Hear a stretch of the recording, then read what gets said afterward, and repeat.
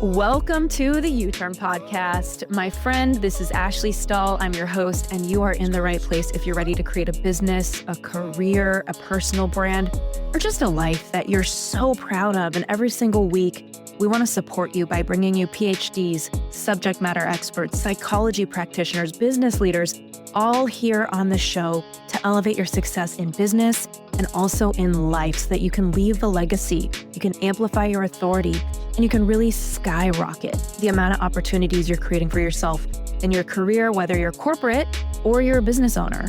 And if you are new here, again, my name is Ashley Stahl. I'm an international bestselling author of the book U-Turn, Get Unstuck, Discover Your Direction, Design Your Dream Career. And most importantly, I'm the CEO and founder of Wise Whisper Agency.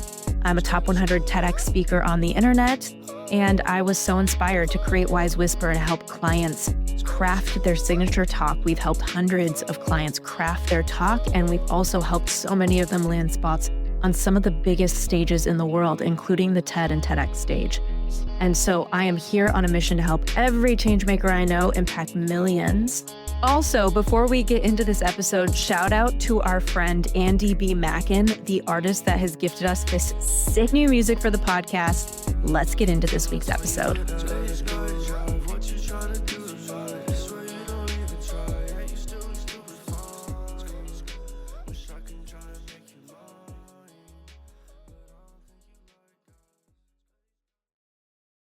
Hello, U-Turn friends. It's Ashley here, and I have Nausheen. Did I say it right? Yes, Well, you did. Okay. Hi, U-Turn friends. It's Ashley here, and I have Nausheen Chen. She's a 3-time TEDx speaker, public speaking instructor for the MBA program at Central European University, and she's a content creator with 200,000 plus followers on LinkedIn, Instagram, and TikTok. And she coaches leaders at Amazon, Google, startup founders to really speak fearlessly.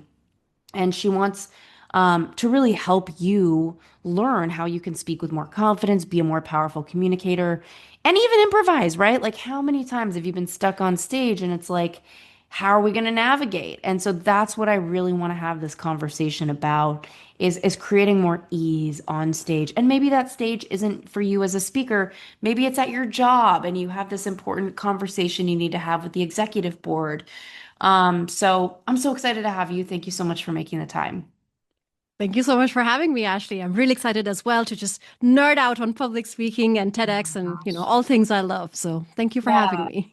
You help a lot of people with work that we somewhat do, but not. I mean, at my company, at Wise Whisper, we're mostly crafting signature talks, getting people booked on stages. We have like a tiny little speaking coaching session that people do before they're, if we help them get a TED Talk or something. But I know that communication is the magic. Like, if you want to have impact, you need to know how to communicate. And that's not just the words you say, it's how you say them. So, before we even dive in, I would love to just start with like, for anyone listening right now that wants to have better speaking, what are 2 or 3 needle movers that are very simple that you think would help people have a game-changing experience with that? Sure. So the very first thing is to get out of autopilot or default mode when you speak. And this is the case with a lot of people, even people that are experienced or that are very comfortable speaking in boardrooms and on stages, where they're speaking on autopilot. They're not really being intentional with the variation in their pitch or their pacing. They're not being intentional with keeping track and containing those filler words. They're not being intentional with their gestures, with their expressions. So the very first thing I teach is get out of autopilot mode and start being intentional with the way that you speak. And in the beginning, it's going to feel awkward. It's going to feel, quote unquote, unnatural. And that's the first thing I get, right? Nausheen, I don't want to perform on stage. I don't want it to feel unnatural or inauthentic. Well, the truth is, if you've been speaking in ways that isn't serving you, that aren't serving you, that where it doesn't serve your message, it doesn't serve what you want to stand for, then you're not doing yourself any favors by not delivering your message the right way. So that's really the first change, being intentional, giving thought to the way that you're delivering your message. And then you asked me for 3 things. That's really the very first thing in terms of realization. And then it's just about figuring out what are the key points that are opportunity areas for you. For some people, it's excessive use of filler words. For others, it might be speaking in a monotone. For others, it's just having a poker face. Especially a lot of my male clients seem to really struggle with that poker face and not being expressive. So really figuring out what are the few things that you can do that are really going to go a long way in terms of that intentionality with the way that you're delivering your message. I love how you're saying that. And I think your first point is not lost on me because I do think, especially as somebody who's had a podcast for like, I don't even know how long it's been, like 7 years now. We have over 500 episodes. Like, there have been some friends that are true experts at what they do, but I can tell they're speaking in their sound bites and they're missing the connection to the audience by just like regurgitating what they have to say. And what they have to say is great. Mhm. And that's the problem, I think, is that a lot of them have gotten the validation, like, hey, this soundbite works really well. So they kind of like start to go into autopilot and not think about this moment now. How do you suggest that people get present to land into a moment, especially if they're about to get on a stage in front of a lot of people? So it's about tapping into that inner confidence because when you really look at confidence, there are two sides to it, right? There's the outer performative confidence, which might be what you were referring to when you talk about messages that are very rehearsed, very polished, and you know exactly how to deliver them. You know how to stand and how to gesture and how to pause at specific points. And that sounds polished, but could also potentially sound robotic.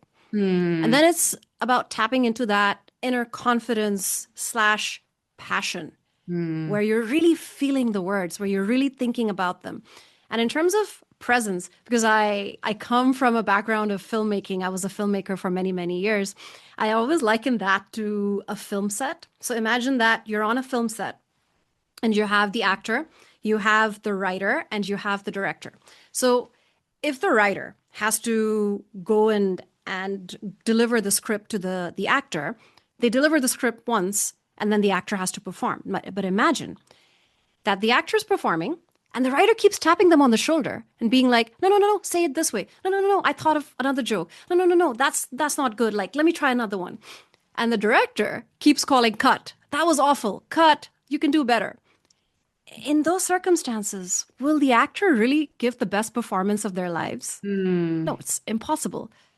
And what you really need to do to be that actor, to deliver your message with the most impact, you have to let the writer part of you and the director part of you step aside. So Hmm. the part that's coming up with the content and the ideas, you get the ideas and then you commit to them. Don't rethink them in the moment. Don't doubt your words. And the director, which is essentially the inner critic, that voice that wants you to be better, tell them to hold off till Hmm. you're done. And Hmm. then for sure, review your video, review your recording, and then look at what you've done well, what you can do better. But essentially, if you can just be the performer in the moment, really commit to the words, commit to the delivery, and silence those other voices, that's the best way to be 1,000% present. I love this so much, and it's so important for people to really get. Um, Talk to me a little bit about when you get started with somebody, like how do you kind of assess where they're at? How can you help somebody who's listening? Because I think a lot of people probably think, oh, I'm a great speaker. I mean, a lot of people don't think that, but a lot of people do. I'm pretty good at this.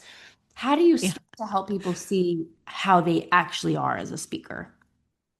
So there are two things that we always do. One is we get a lot of data. So I ask my clients immediately to do a self-assessment and then to also do an anonymous peer survey that I design for them. And I ask them to send it out to people on their team, people they've worked with, clients, ex-clients, and even friends and family.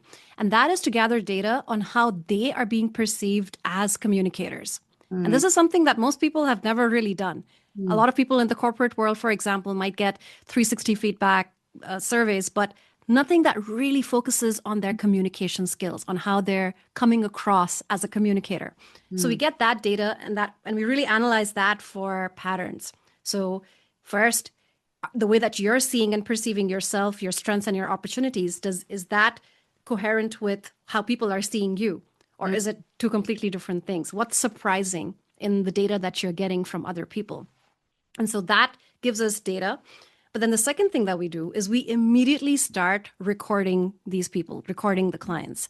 And so they do these speaking exercises where I give them prompts, and all they have to do is record a 1 minute video of themselves speaking about something, and then watch it back. Watch it back with me first as their coach, and then eventually start watching it back by themselves and giving themselves feedback. And it's so funny because it's the one thing that's really cringe for a lot of people. Like they hate watching themselves back. And since you've been recording this podcast for so long, I'm sure in the beginning it was probably awkward for you as well, right? Hearing the sound of your voice, looking at yourself and scrutinizing, oh, I should have done my hair better, or oh, why did I trip up at that point?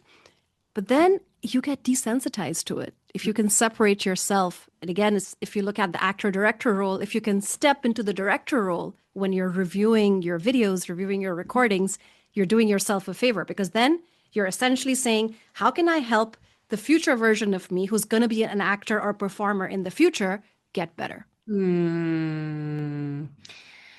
Okay, talk to me about confidence. Like, I know the biggest fear people have is stage fright. Like, we've helped hundreds of people get on really big stages. A lot of them have asked us for help with TEDx. A lot of them we've helped secure it.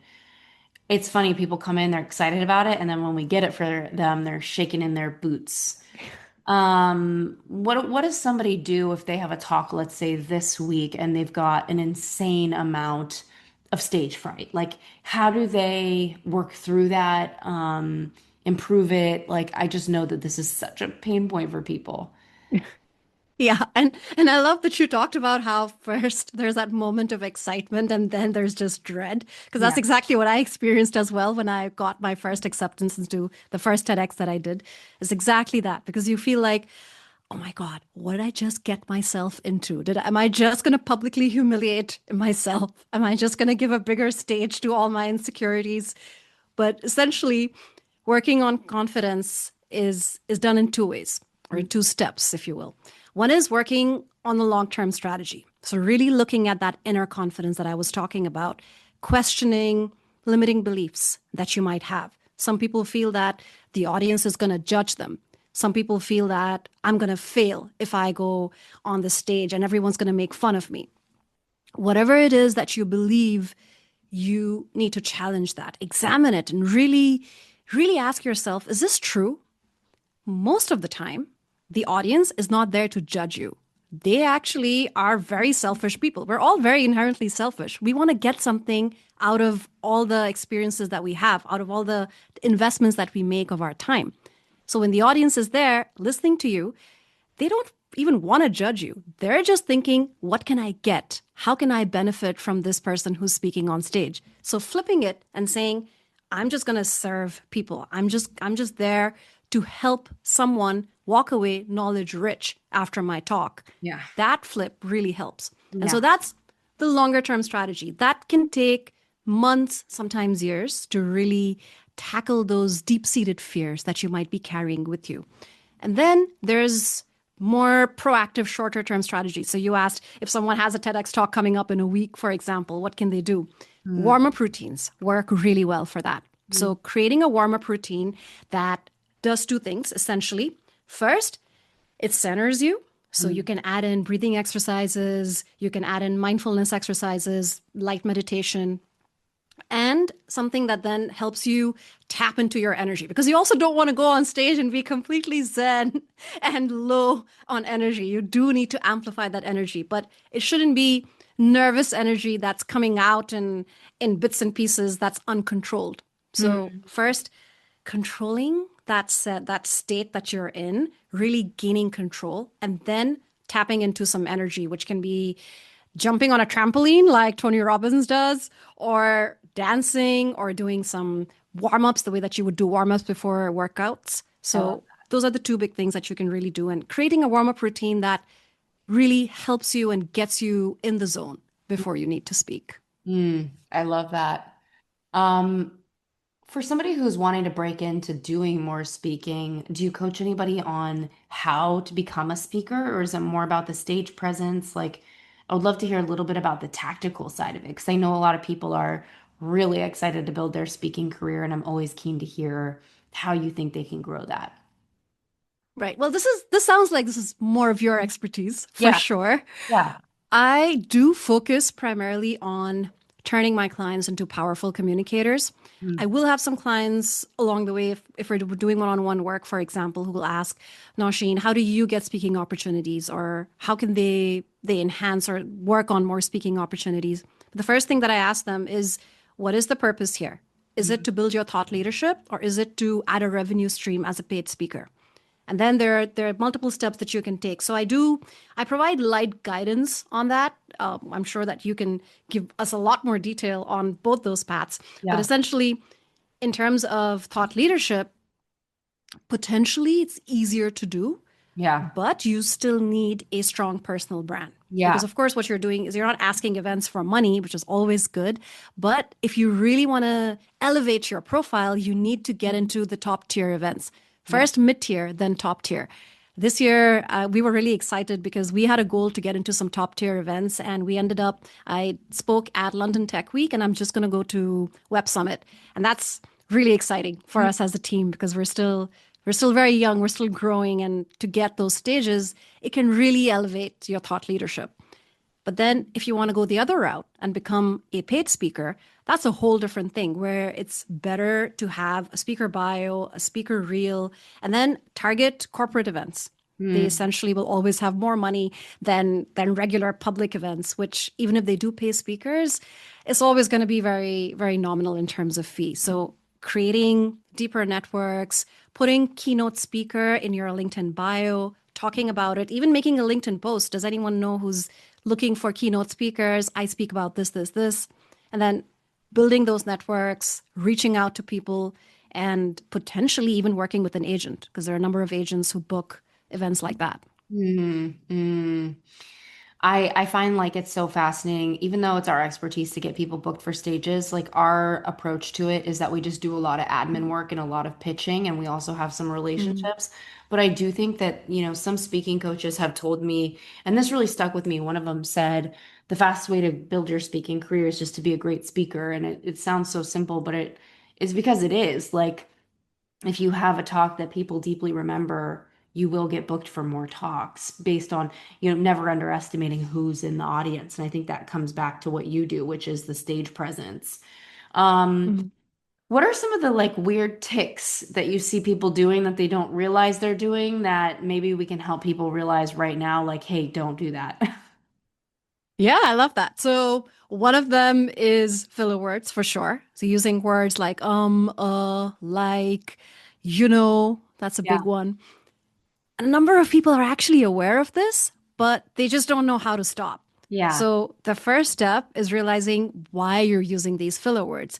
Essentially, your brain needs an extra micro nanosecond to come up with the next thing to say, but you're putting so much pressure on your mouth to keep talking that it just blurts out whatever nonsensical word it can find without your brain actually giving it a signal. Yeah. Once you realize that, you slow down, you gain control over your pace, you bring more presence to the situation, you pause, and the filler words can definitely totally go away. That's the good news. The bad news is it does take intentional effort. And during that time, when you're working on your filler words, it can get quite painful because essentially you're adding a layer of brain processing as you're speaking, which is never very easy. So, filler words is one. Another is having dead hands or closed gestures. Hmm. So, a number of speakers, what they're going to do is they just kind of just let their hands like just hang. And this happens very often if you're standing as well. And that really distracts from your message. Hmm. Or if you have closed hands. Some people, I had a client, for example, who would just hold one hand with the other as she would speak. And she had no idea she was doing this. And I had to point it out to her and say what it essentially shows is that you're holding yourself back Hmm. or you're self-soothing, where you need to really touch yourself and reassure yourself, I'm okay. And that happens essentially when you're not super comfortable. Hmm. So opening up your gestures and making your gestures more smooth, more flowing. That's what's going to help create that sense of this person is confident, they're in control. Mm, And then a third, I don't know if this qualifies as a tick, but essentially having a dead face or mm. having a resting B face when you're speaking, when you're thinking, when you're listening. And that's something that a lot of people aren't even aware of, especially when they're listening, especially when they're thinking, because of course your brain is full of activity at the time and you don't realize that there is an interface that Yeah. people are seeing that is not conveying any information and it's really not working in your favor. Yeah. So being more expressive, being intentionally more expressive is something that I always work with clients on. And then they realize, wow, I'm now bringing more life into my words. I'm now really adding more impact to my message. I love that you're saying that because I feel like with my TED Talks, I felt like such a ham. Like I felt like I was like really doing it up on stage, but then the talk went really viral and it did really well. And I've told people many times, like I think when you are a good public speaker, what people don't realize is that you're really just an actor. And I know that there's more heart in the connection with the audience, but you're really delivering a performance and you're using intonation and your voice and where you're standing, similar to how an actor is going to do it to make sure that the drama or the emotion makes it through. And I found that when I film videos, I feel crazy. Like when I'm doing them, I feel like I'm like yelling at my Instagram ad, more than I would ever just talk to somebody. And so Mm. curious to understand, um, yeah, just like what to make of that or what your take is on that. Yeah, it's essentially showing up as a 1.2x percent version of yourself. It's Yeah. essentially amplifying your energy. And I love that you brought in that analogy to acting and to performing because that's the one pushback I get from people where they say I don't want to perform. And essentially, what I ask them to look at is, well, look at your favorite film. Look at a TV series that you love. Were the actors believable? Did they make you believe that those are the characters that they're playing, that that is something that's coming to life? And that's what acting or performing really is when you make people forget that it's a performance. So it is absolutely quote unquote a performance, but that doesn't mean that it's fake.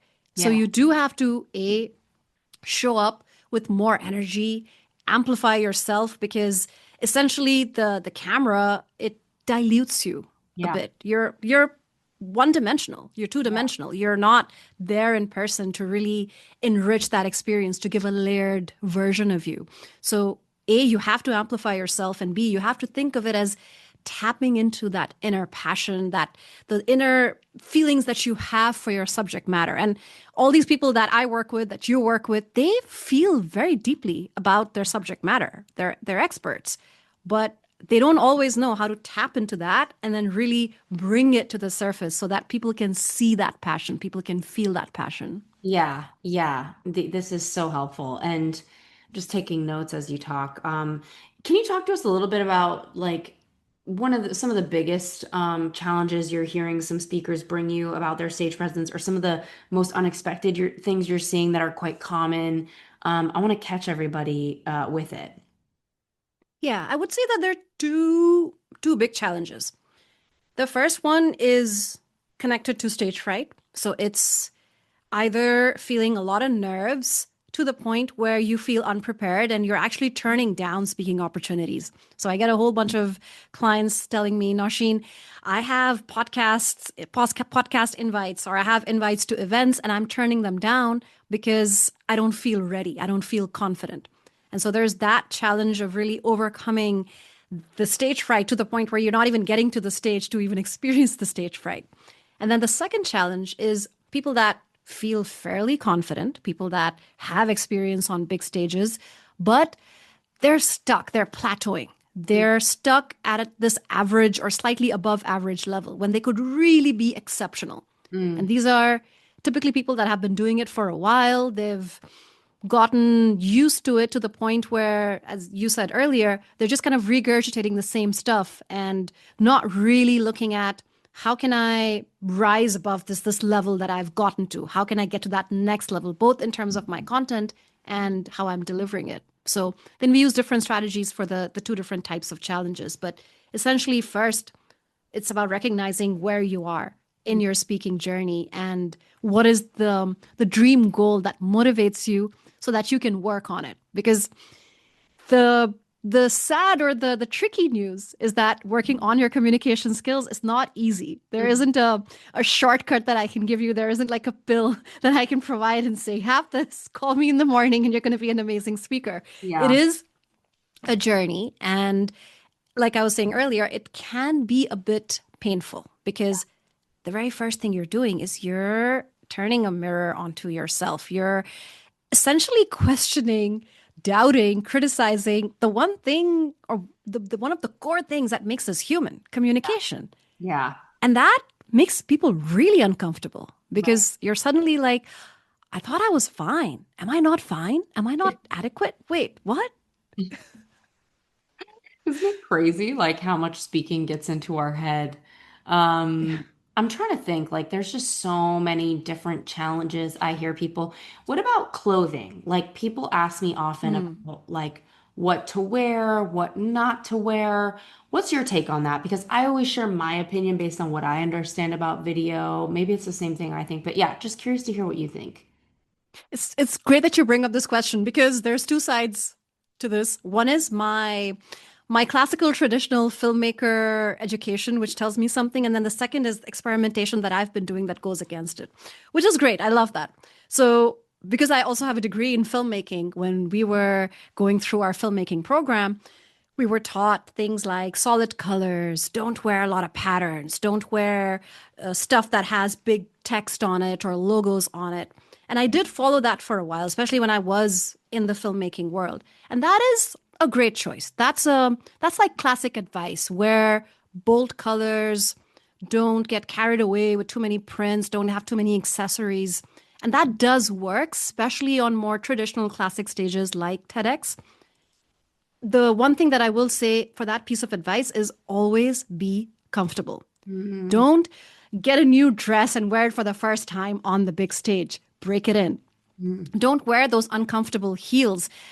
I'm sure you've as well seen people on the TEDx stage barefoot because Mhm. that's how they feel most comfortable. Yeah. Your comfort is number one because if you're not comfortable, the audience will not be comfortable. It's Yeah. not a fashion show. It is about you feeling comfortable. And when you're comfortable, you're in control.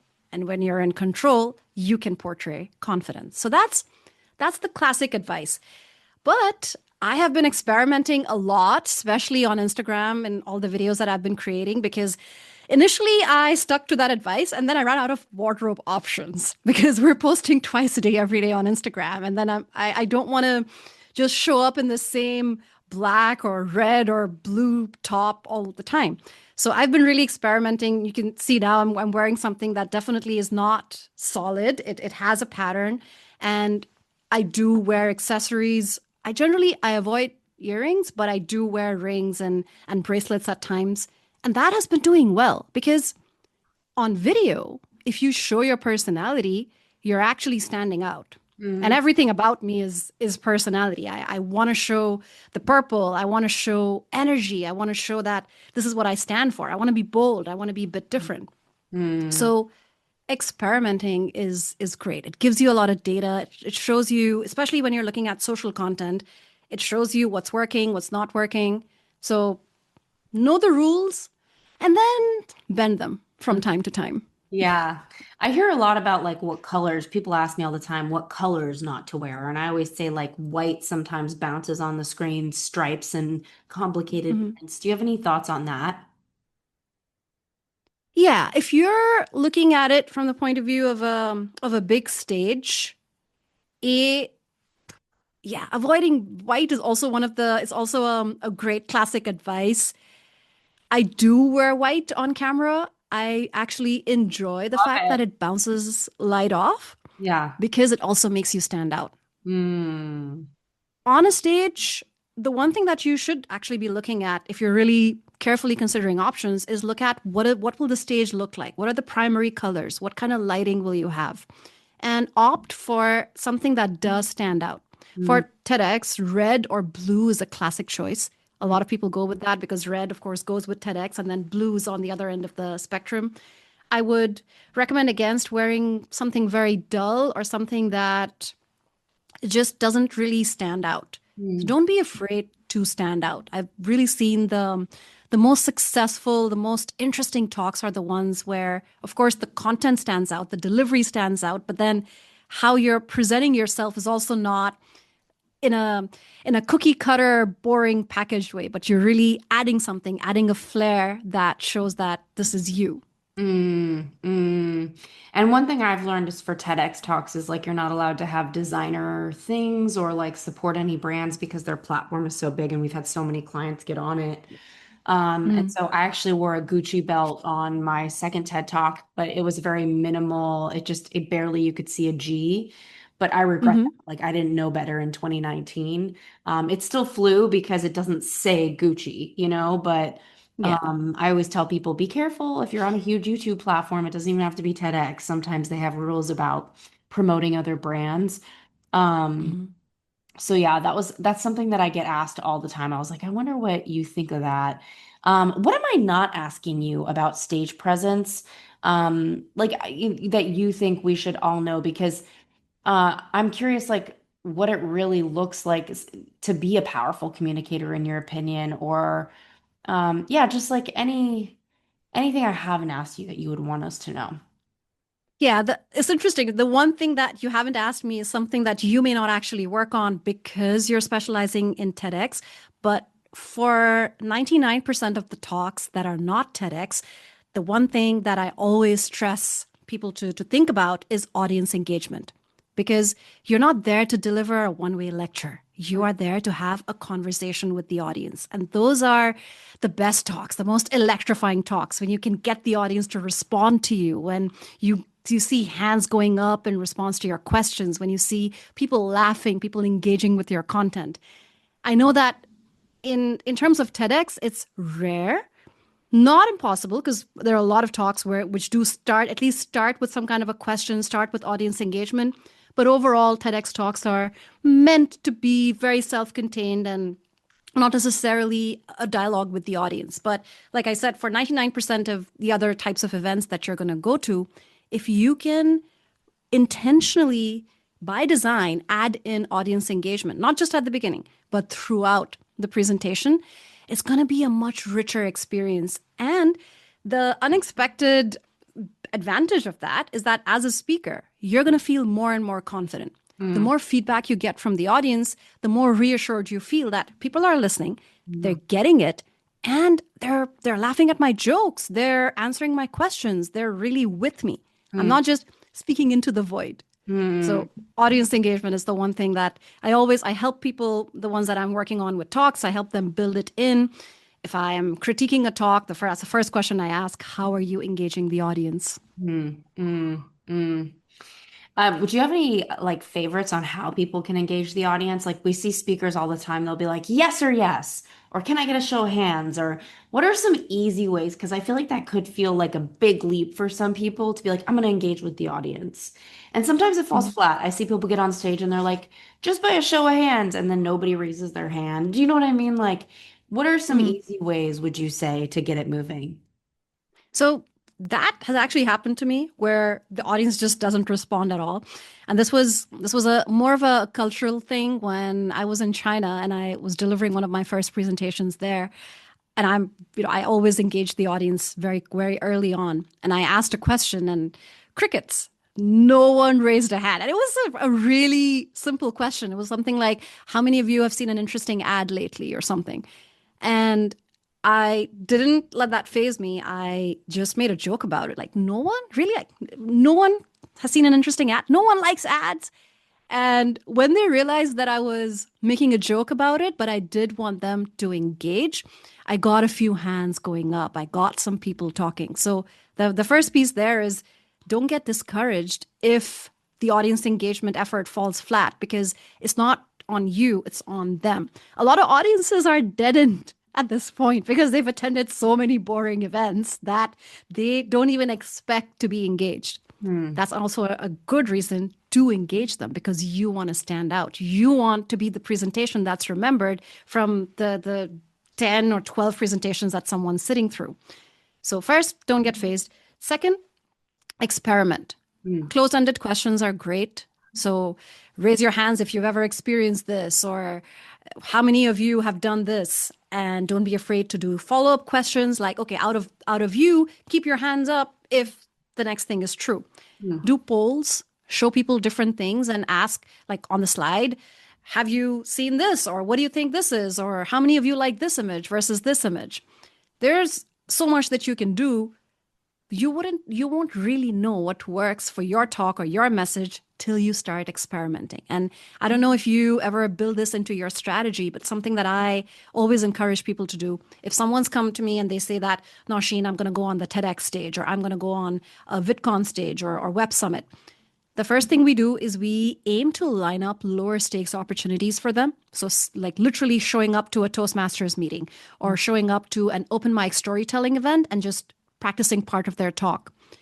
And that gets rid of some of the nerves if they're not used to speaking in front of a live audience, and B, gives them data. So it's literally like a stand-up comedian going on tour, but then playing smaller venues first and just testing out material. I guess another thing I'm thinking about, I mean, you're just so rich with so much information. Another thing I'm thinking about, you talked a little bit about improvisation. There's so many speakers that forget their lines, right? Like maybe they've practiced something and they just go completely blank. What would be your feedback for somebody to kind of recollect themselves in front of everybody, find new words, and keep it going?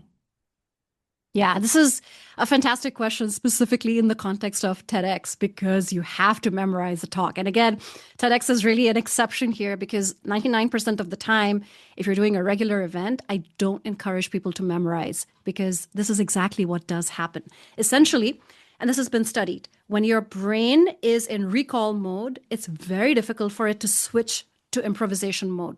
Yeah. It's like when you're speaking a language, it's hard to switch to another language immediately. So you're essentially asking your brain to completely switch the way that it's processing information and feeding it to your mouth. That's why there have been people like Tim Urban who did one of the most famous TED Talks on the power of, was it the power of a procrastinator? The secret of a procrastinator. Yeah. I'm getting the title wrong. You know the talk that I'm talking about. So he did a whole analysis of what actually happens when you memorize a talk. And he has these great stages of memorization. So stage 1 is you're completely improvising and you haven't memorized at all. And stage 4, according to his study and analysis, is happy birthday level memorized, where you can say it backwards in your sleep. Most people, they stop just shy of that level. So they're at a point where they're off script. They don't need their script anymore, but they haven't memorized to the point where they can say it backwards in their sleep while drunk. And that's really a high danger zone. That's the point where if you forget a word, your brain doesn't by default switch into improvisation mode. It gets stuck. What was the word? What was the word? What was the word? So the first piece of advice there would be, especially if you're doing a TEDx talk, aim to get to happy birthday level memorization. Don't just stop when you feel comfortable enough with the words. But of course, what if you're on stage and you are in that moment where your mind goes blank, which can actually absolutely happen? There, the very first thing is to tell yourself you are in control, number 1. Number 2, the audience doesn't know what was in your script. Only you do. Only you know that you've forgotten or that you could mess up. So with those 2 things in mind, staying in control and knowing that as long as you're on the stage, it's your room, you can take the talk into any direction that you want. And 2, you can improvise. You can come up with the next thing to say till your brain kicks in. And the good news is, generally, it will kick in. You just need to improvise for probably like less than a minute to get back on track.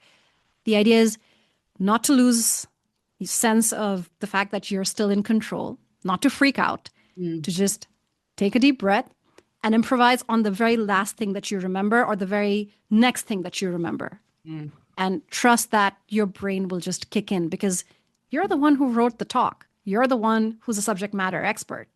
So you absolutely can improvise. But that's because of the fact that the brain doesn't automatically switch, it has to be very much of a manual switch at mm. that point.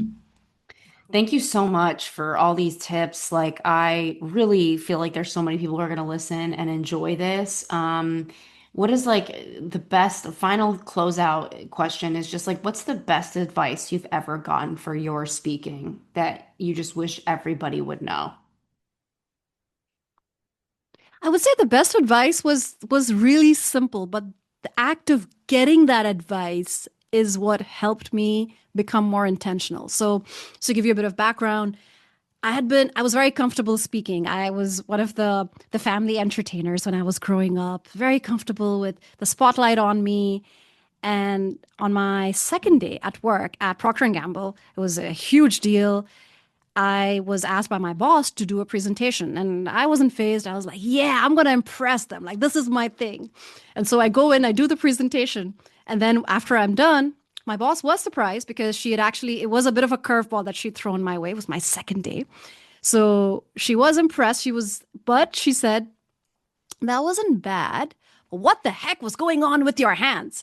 And I realized my entire young adult life till that point, I had just been over animated with my hands. Mm, And that was the first clue that I got that just because I'm comfortable on stage, that doesn't mean that I've optimized the way I'm delivering my message. The two are different things. They can absolutely work together, confidence and the way that you are delivering your message, your actual speaking skills.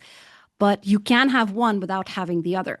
So mm, that is really what kickstarted me into figuring out, okay, how can I improve? What are the things that I'm doing well? What can I do better? How can I learn from each time that I'm on stage, each time that I'm on camera? And I've just been doing that as an exercise ever since. mm.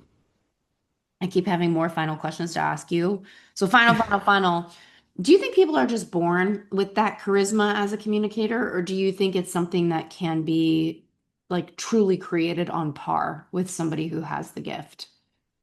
Oh, it can absolutely be created. I don't believe that anyone is born with it.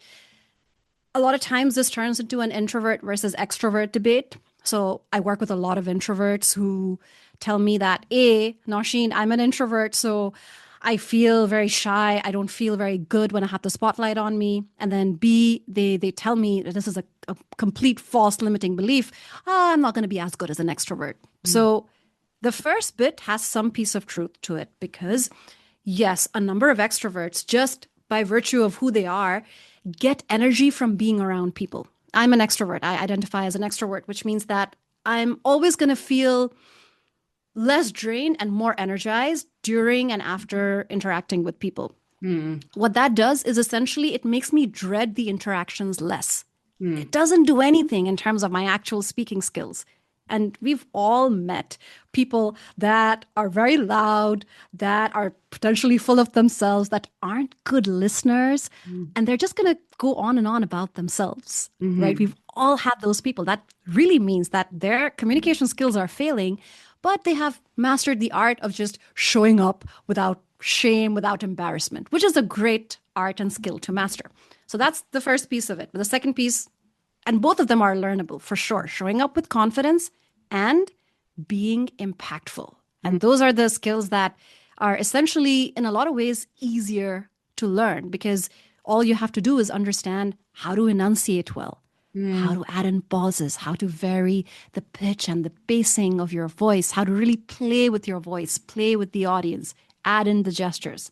mm. But the first piece is super important as well, having that confidence and not shying away from opportunities just because you feel inexperienced or that you're designed or you're going towards that introversion space where you feel drained. Yeah. The one piece of advice I also give my introverted clients is yes, you will feel drained. Mm, And I always liken this to how if you're really giving the best performance of your life, the best talk of your life, you're going to feel like you left a piece of yourself on that stage.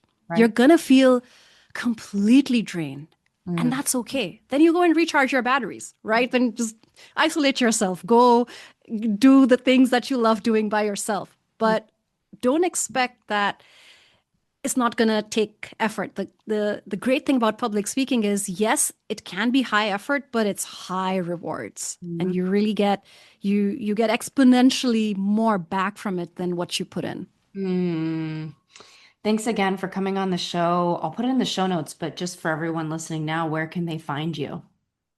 Sure. Speaking.coach, that's my website. And if you go there, speaking.coach, you also get access to a free course that talks about all the different skills that we've been talking about. And you get to learn all of them with me for free. So would love to see you there. I love this. Thank you so much for coming on. Awesome. Thank you so much, Ashley. This was great.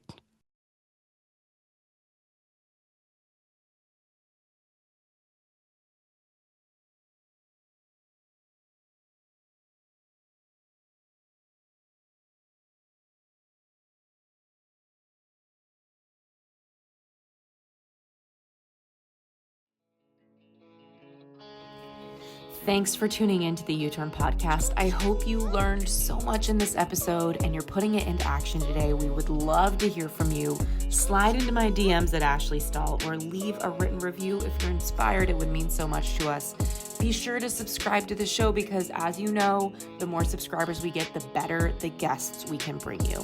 And in the meantime, if you're looking to skyrocket your personal brand and impact millions, head on over to wisewhisperagency.com to learn more about how we can help you craft your greatest talk of your life, how we can help you get booked on some of the biggest stages in the world, even the TED or TEDx stage.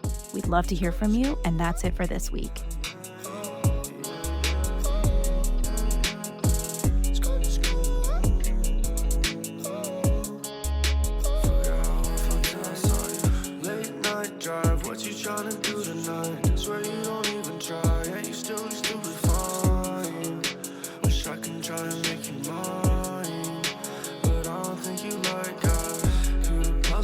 Trying to solve, always think you know it. I've been thinking about you up against that wall.